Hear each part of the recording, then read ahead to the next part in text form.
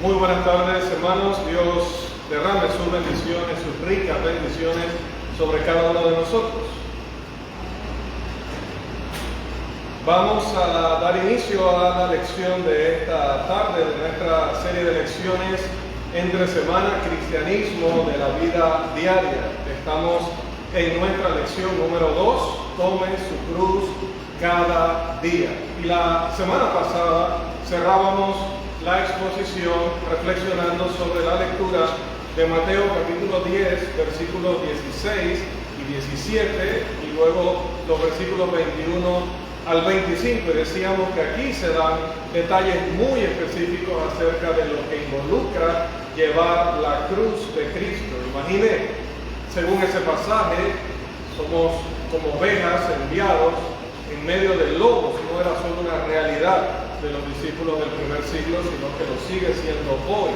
Tenemos que estar a la expectativa siempre de que en el mundo encontraremos oposición, encontraremos personas con malas intenciones, personas con deseo de hacernos daño, de desacreditarnos, de simple y llanamente hacernos a un lado o atacarnos por nuestras convicciones, por predicar la verdad, por señalar el error o señalar el pecado en particular. Entonces, ¿qué pasa con las ovejas cuando van desprevenidas? Con una masacre, si enfrentan a esos lobos rapaces de los que habla la Escritura.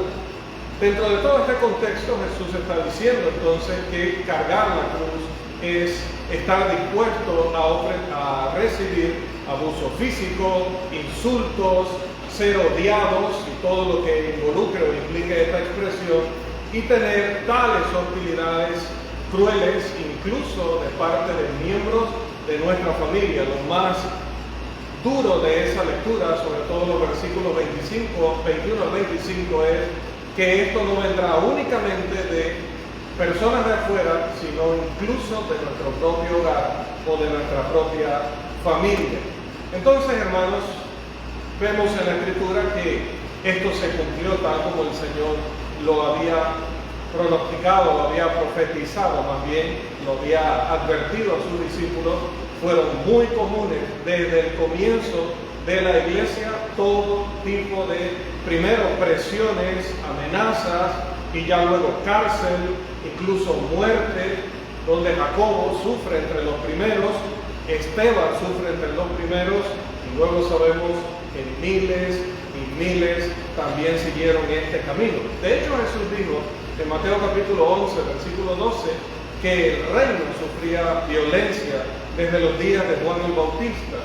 Y independientemente de la interpretación, que por el término original, que por el contexto y que por todo lo demás, tomándolo tal cual está traducido en la Reina Valera de 1960, definitivamente que el reino ha sufrido violencia, sea que el original lo diga o no. Desde los días de Juan, pues que murió con su cuerpo decapitado, murió decapitado, y luego como Cristo muere en la cruz también, luego como persiguen a los discípulos que tienen que esconderse y todo lo demás que acabamos ya de mencionar. Los registros históricos atestiguan de todo lo que tuvo que sufrir la iglesia. Hebreos capítulo 11 nos habla no solo de la iglesia, nos habla del pueblo de Dios en general, haciendo un énfasis en los personajes del Antiguo Testamento. Vamos allá, por favor, porque este pasaje es bastante descriptivo, hace un resumen de todo lo que ellos tuvieron que vivir por causa de Dios. Vamos, por favor, a Hebreos capítulo 11.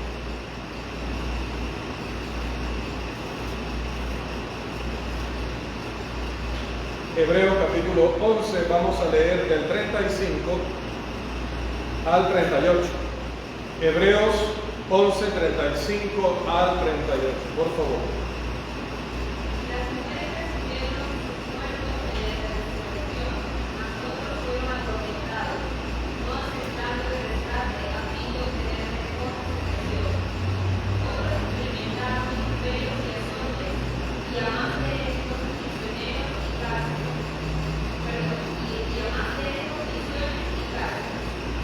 Fueron apedreados, aserrados, puestos a prueba, muertos a filo de espada.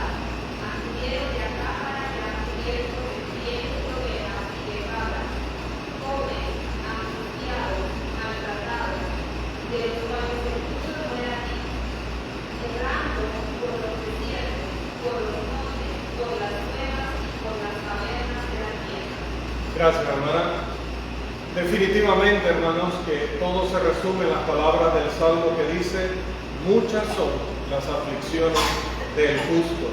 Y si en el Antiguo Testamento aconteció, y mire todo lo que tuvieron que sufrir estos hombres, que primero se dio una lista de cómo ellos pusieron en fuga ejércitos, conquistaron reinos, alcanzaron promesas, taparon bocas de leones, versículo 33, apagaron fuegos impetuosos, evitaron filo de espada para otros, sacaron fuerzas de debilidad, se hicieron fuertes en batalla.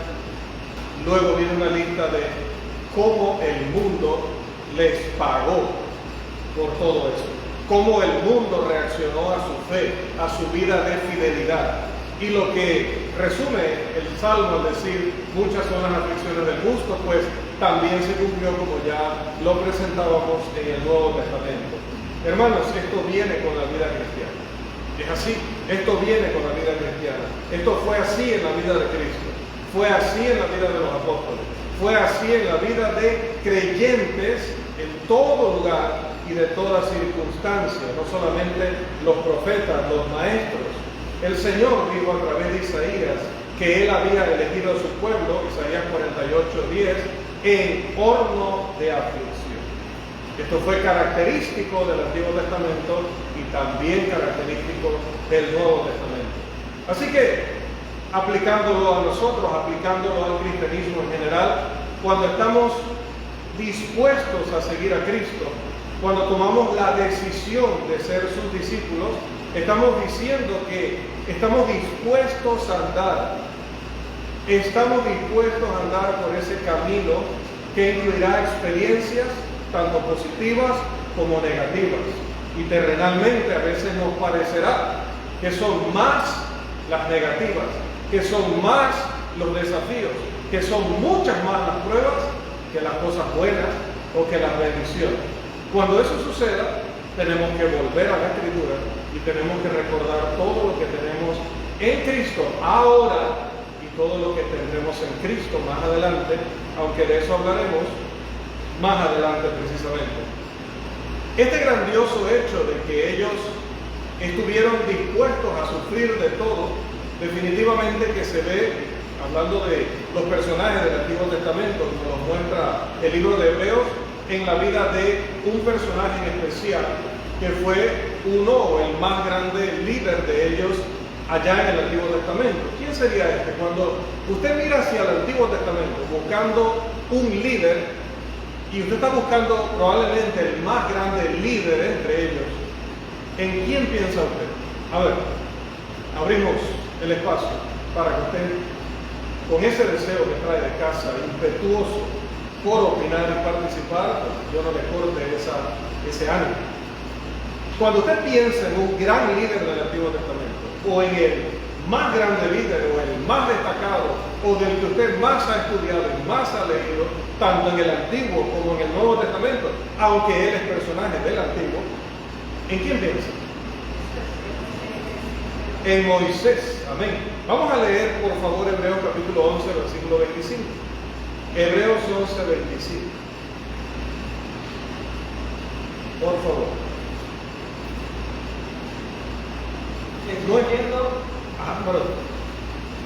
Escogiendo antes ser maltratado por el pueblo de Dios que gozar de los deleites temporales del pecado. Nuestra decisión de seguir a Cristo es comparable a la decisión que tomó Moisés. Este grandioso hebreo abandonó una vida de lujos, prominencia, comodidades y riquezas por una vida llena de dificultades. La Biblia dice de él que prefirió sufrir juntamente con el pueblo de Dios que disfrutar de los placeres, que ¿cómo son los placeres del pecado? Tal cual los describe el escritor de Hebreos allí en ese texto. Son temporales. Hebreos 11:25. Le podríamos llamar a esto el lado negativo de nuestra decisión. Sí, porque pensaríamos, vamos a decirlo terrenalmente, que seguir y de hecho lo ven así algunos grupos religiosos hoy, que se identifican como cristianos, se autodenominan cristianos, seguir al Rey de Reyes, seguir al dueño del universo, debería traernos ¿qué? Salud en todo, riqueza o prosperidad, felicidad en el matrimonio, ascensos en el trabajo o el mejor trabajo posible, etcétera, etcétera, etcétera. Seguir a Dios depende del Evangelio de la prosperidad, debería ir automáticamente con lo mejor que puede tener este mundo. Porque te dice, somos embajadores de Cristo, somos representantes del Rey del Universo en la tierra, por lo tanto deberíamos tenerlo todo. Si usted no lo tiene todo, pues o no tiene fe, o no tiene una vida espiritual como la debe tener. Pero el pastor casualmente siempre está lleno de fe, siempre está lleno de una vida espiritual como debe ser, y por eso pues su camioneta, por eso la casa donde la tiene ubicada, por eso la cuenta bancaria que se gasta. Pero cuando vamos a la Biblia no encontramos eso. Encontramos que un hombre que toma la decisión de seguir a Dios tiene que elegir entre una vida llena de todas esas cosas que quiere vender el Evangelio de la prosperidad, como se le ha llamado, y lo que Dios dice que en esta tierra vamos a experimentar o vamos a pasar. Sabemos de Abraham que era rico, como ya lo hemos estudiado. Sabemos que José llegó a ser muy rico. Sabemos que David, Salomón fueron hombres muy ricos, tuvieron prácticamente todo lo que quisieron. Pero por si se nos había olvidado, a través de la serie de sermones dominicales hemos visto que toda esa riqueza no evitó que David tuviera que enfrentar un montón de pruebas, desafíos, incluso que algunas cosas en las que él decidió darse de esos placeres temporales del pecado, luego tuviera que cosechar las consecuencias de esa decisión. Pero no voy a predicar el sermón del domingo, así que me quedo quieto y volvemos al caso de Moisés. Note lo que dice ahora el versículo 26. ¿Por qué él prefirió sufrir con el pueblo de Dios que gozar de los deleites temporales del pecado? ¿Por qué? Versículo 26. Teniendo por mayores riquezas el imperio de Cristo que los tesoros de los egipcios, porque tenía puesta la mirada en el galardón. La razón positiva es su comprensión de que el vituperio de Cristo, la vergüenza, la humillación, el dolor, el sufrimiento, las privaciones, todo lo que involucra seguir a Dios, que le iba a traer la más rica recompensa por parte del Señor. Hebreos 11:26. Y esta es exactamente la decisión o la elección que hace nuestro Maestro, el que nos enseña a tomar la cruz cada día, porque Él abandonó una vida de majestad y gloria en el cielo para venir a esta tierra a caminar por el valle de las lágrimas en la tierra. Hay un pasaje que me gustaría que memorizáramos, no porque yo se lo vaya a pedir acá en la clase, aunque no está descartado que lo pueda hacer, pero sobre todo memorícelo, porque es un pasaje que siempre, siempre le va a bendecir en gran manera. Segunda de Corintios, capítulo 8, versículo 9. Vamos a leerlo, por favor. Segunda de Corintios, capítulo 8, versículo 9.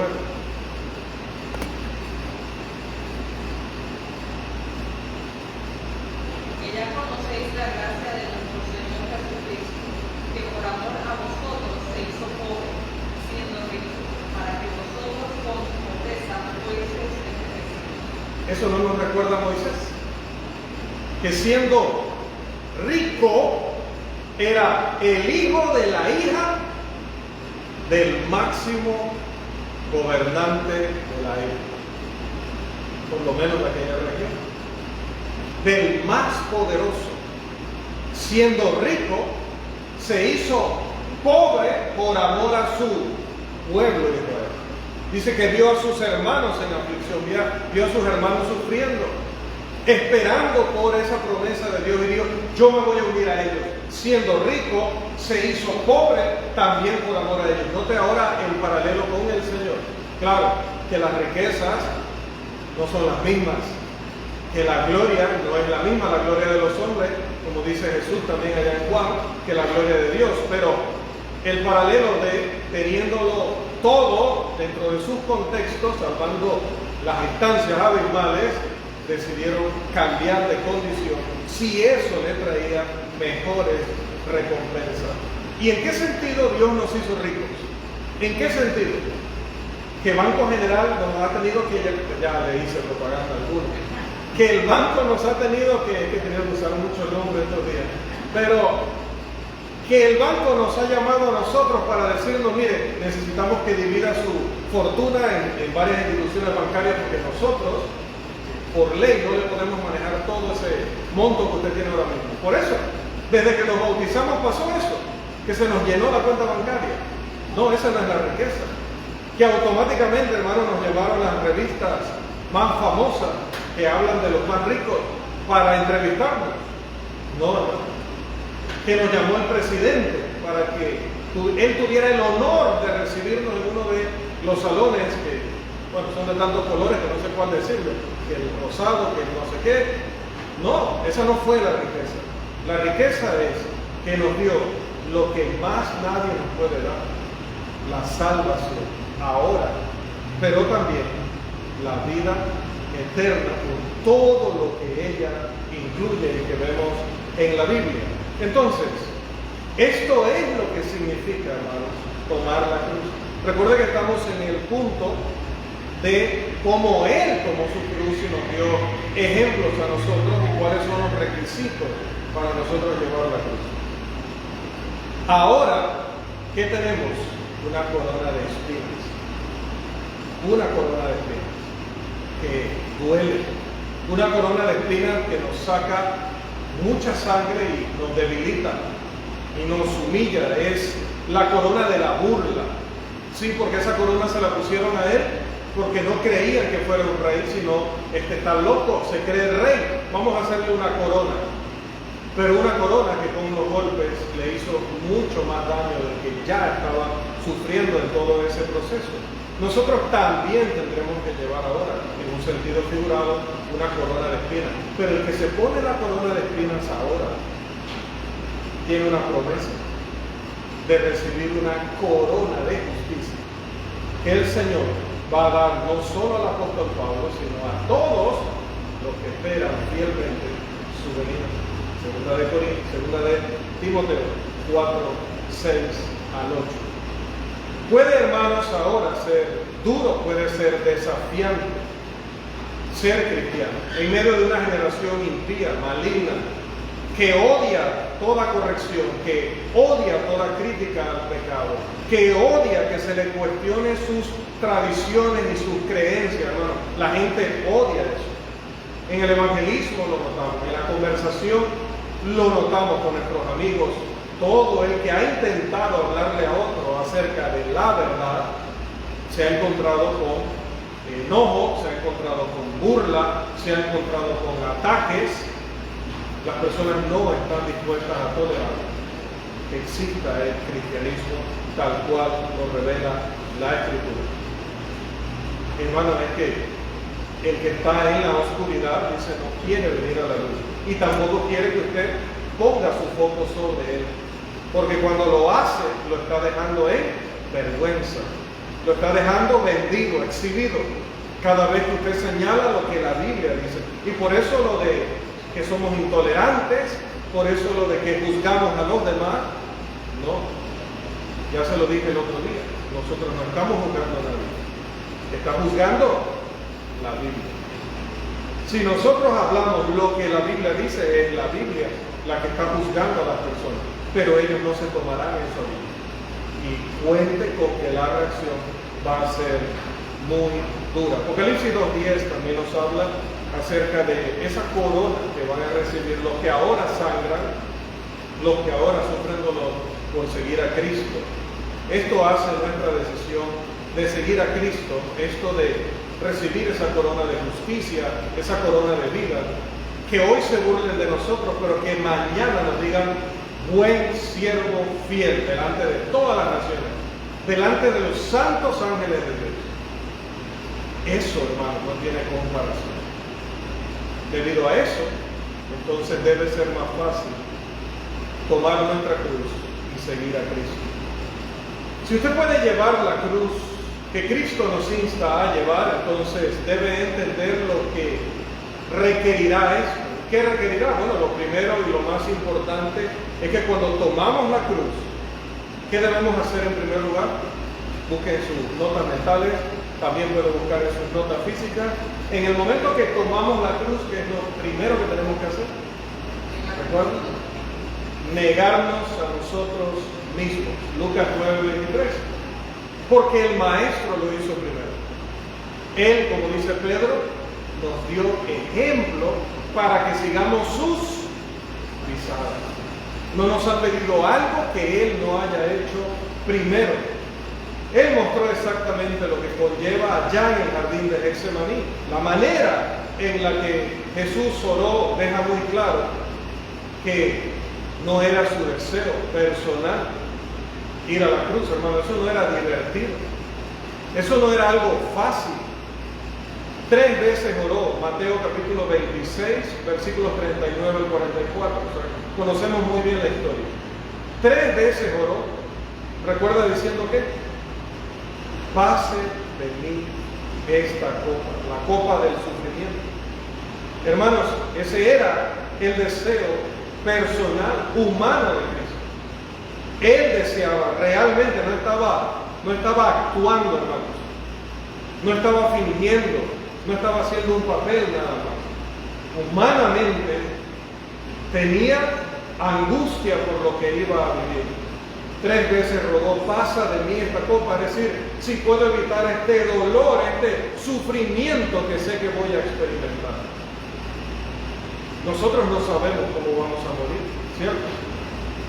Mucho menos sabemos cuándo vamos a morir.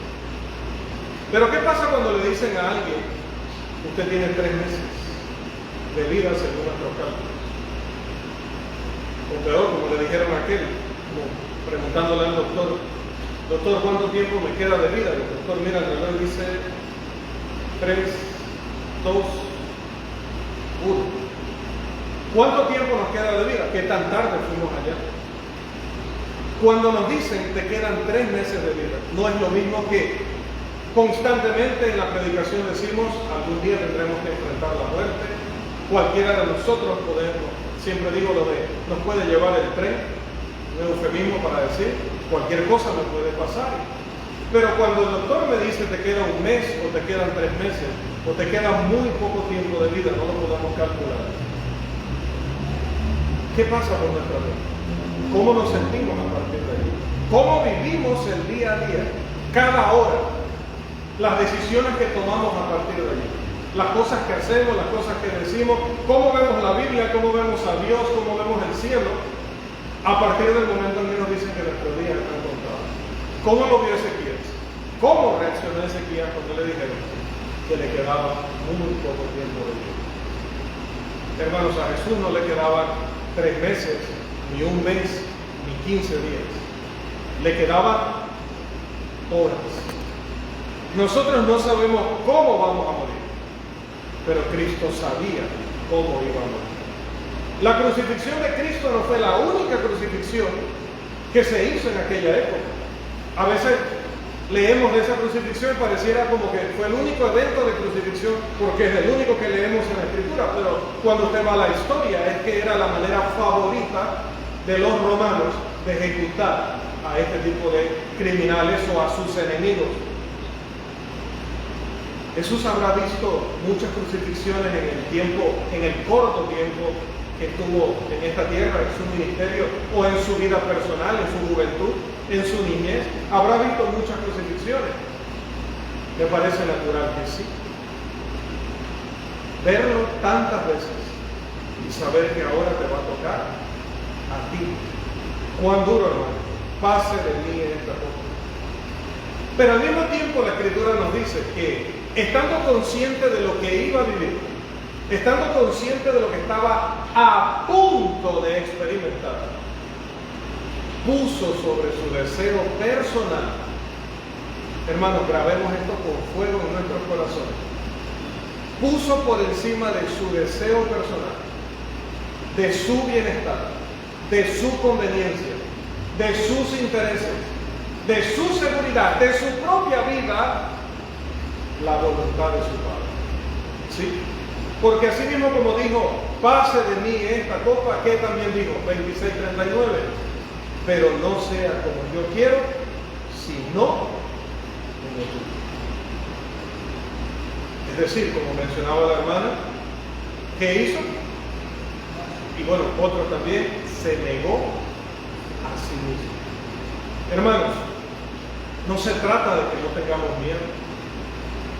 No se trata de que no nos sintamos, hermanos, cuando nos ofenden, cuando se burlan de nosotros, cuando nos atacan, cuando la pareja nos dice, si siguen en esa fe, yo me voy. Cuando nuestros padres nos dicen, si sigues en esa iglesia, no cuentes conmigo. Cuando nuestros amigos se burlan de nosotros o se alejan de nosotros por estar en la fe, no se trata de que no nos sintamos tristes. No se trata, hermanos, de que no tengamos miedo cuando alguien incluso nos llega a amenazar nuestra seguridad, incluso nuestra vida. ¿Cree usted, hermano, que los cristianos no tenían miedo cuando los tenían atados y empezaban a poner esa leña debajo de sus pies? ¿Creen ustedes, hermanos, que a ellos no les dolía y no sufrían mientras que estaban allí en aquellas cruces? O cuando los tiraban a aquella arena y sabían que en cualquier momento iban a salir esas fieras a destrozarlo, hermano. ¿Será que no tenían miedo, que no lloraban? ¿Será que al ver a sus familiares sufrir, no lloraban o no sufrían? Por supuesto que sí. Cuando vamos a Apocalipsis 6, se nos presenta allí, o se le presenta a Juan y también a nosotros una visión donde dice que las almas clamaban diciendo, ¿hasta cuándo, Señor, no vengará nuestra muerte de los que están en la tierra? Esas almas habían sufrido el gran guerra, habían sufrido de muchas formas. No significa que no vamos a experimentar sufrimiento, dolor, temor, sino que al igual que Cristo nos vamos a fortalecer en nuestra determinación. Eso es el cristianismo. Me voy a fortalecer esta burla, este abandono, este dilema que me han puesto o la iglesia o yo. Esa iglesia o yo. Que en ese momento, sabiendo yo que tomando la decisión correcta, voy a perder mucho de lo que amo, de lo que quiero, de lo que me conviene. Cuando voy a decir no a una oportunidad laboral, cuando voy a decir no a una relación, porque seguramente me va a llevar fuera del sendero del camino de Cristo, negando mis sentimientos, lo que me pide mi corazón, en ese momento me debo fortalecer en que siempre será mejor, hermano, que se cumpla la voluntad de Dios que la nuestra. Siempre será mejor. Nuestra voluntad, ¿a dónde nos ha llevado? Muchísimas veces. A más dolor, a más sufrimiento, a equivocarnos terriblemente. Y luego con las consecuencias que a veces podemos reparar, y luego con consecuencias que quizás no más. La persona que ha decidido darle la espalda a Dios y luego se ha encontrado con el SIDA, la persona que se ha apartado de Dios y luego ha perdido a su familia, a su matrimonio por la inmoralidad o su inmoralidad, quizás ya no lo pueda reparar más. Ha sido repudiado, ya no puede reconstruir más su vida. El que se ha contagiado de una enfermedad por andar involucrado en este tipo de relaciones inmorales, probablemente ya no se pueda curar más. Dios le puede perdonar, sí. Puede volver al camino, sí. Pero ya su única esperanza, su más grande esperanza es el cielo, porque en esta vida quizá sea irreversible lo que ha traído como consecuencia por darle lugar a su voluntad primero en lugar de la voluntad de Dios. Entonces, hermanos, creo que la vida nos ha dicho una y otra y otra y otra y otra vez, como dice el profeta, que engañoso es el corazón más que todas las cosas. O como dice también el proverbista, texto que también conocemos muy bien, hay caminos que al hombre le parecen, en su voluntad le parecen derechos. Pero es que me parece tan buena persona, a menos que usted pese el corazón, no lo sabe. Es que me parece que ese lugar no es tan malo, es que me parece que yo prefiero que se haga tu voluntad y no la mía. Si no entiendo completamente o perfectamente por qué me pides esto, por qué tengo que pasar por aquí, es que no tengo que entenderlo plenamente. Pero sí sé que siempre será mejor cumplir tu voluntad y no la mía. Y si soy tu seguidor, me negaré una y otra vez. Eso es lo que hizo Jesús, exactamente lo que nosotros debemos hacer si vamos a vivir el cristianismo en la vida diaria. El cristianismo de los retos y desafíos de día a día, hermanos.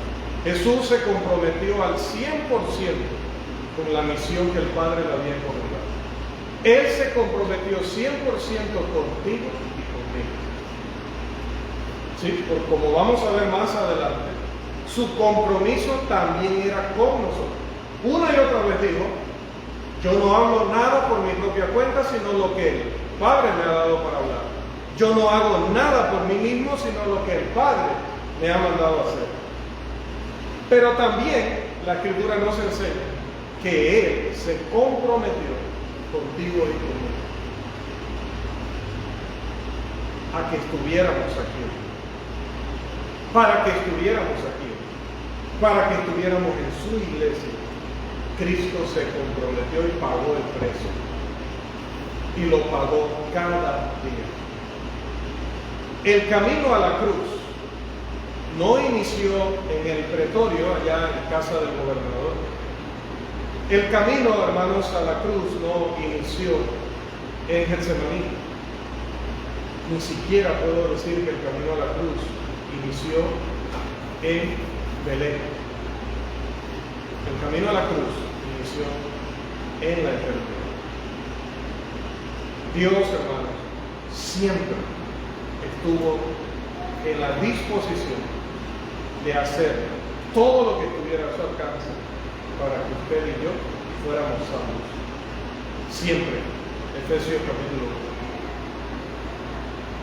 1. No ha habido en él en ningún momento titubeo, ni duda, ni arrepentimiento en el sentido de ¿qué hice? Nunca hubo en Cristo algo como ¿a qué vine yo a esta tierra? A perder mi tiempo. Esto, no, Señor, esto no vale la pena. Nunca te va a escuchar eso en Cristo. Pero ¿y nosotros? ¿Vale la pena, hermano, sufrir por Cristo? ¿Vale la pena darlo todo por Él? ¿Vale la pena estar dispuestos a negarnos cualquier cosa y cualquier persona que nos aleje de Cristo?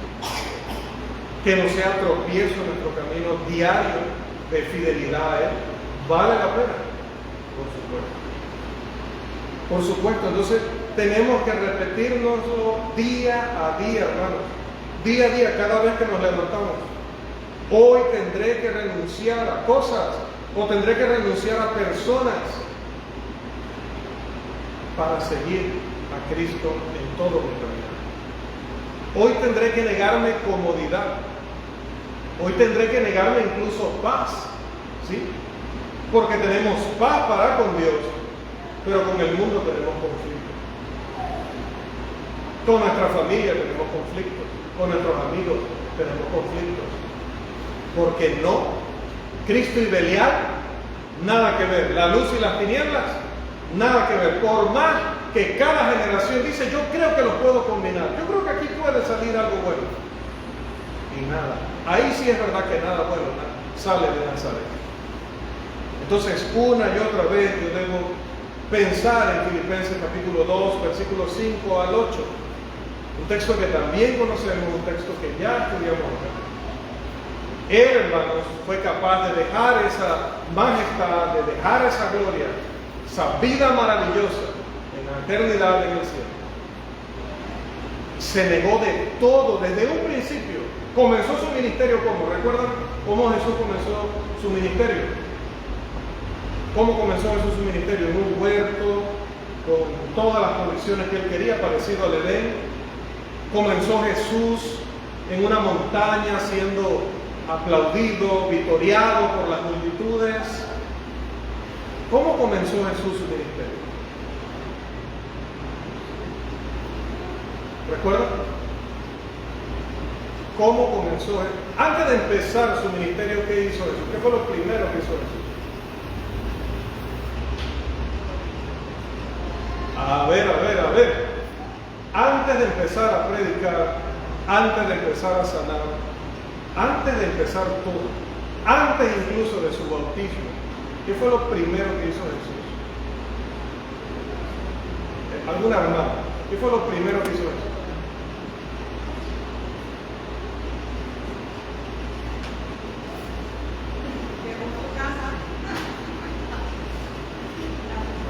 Ok, y después de eso, ¿qué hizo? ¿Qué fue lo primero que hizo? ¿Qué es lo primero que leemos de su vida espiritual, de su caminar fiel ante Dios? ¿Qué fue lo primero que hizo? Mateo capítulo 4. Fue llevado por el Espíritu al desierto. 40 días negándose de todo, enfrentándose a los elementos. ¿Y cómo terminó esa vida terrenal?